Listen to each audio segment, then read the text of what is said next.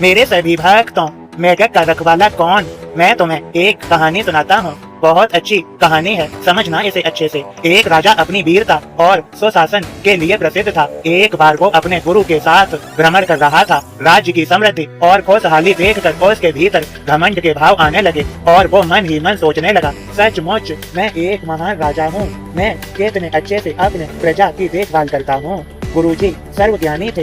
वे तुरंत ही अपने शिष्य के भावों को समझ गए और तत्काल उसे सुधारने का निर्णय लिया। रास्ते में ही एक बड़ा सा पत्थर पड़ा था।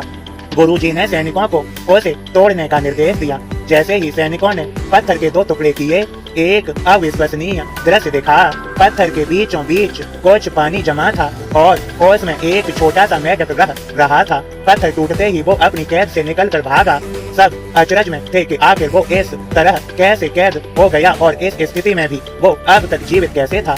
अब गुरुजी राजा की तरफ पलटे और पूछा, अगर आप ऐसा सोचते हैं कि आप इस राज्य में हर किसी का ध्यान रख रहे हैं, सबको पाल पोस रहे हैं, तो बताइए पत्थरों के बीच फंसे उस मेढक का ध्यान कौन रख रहा था? बताइए कौन है इस मेढक का रखवाला? राजा को अपनी गलती का एहसास हो चुका था।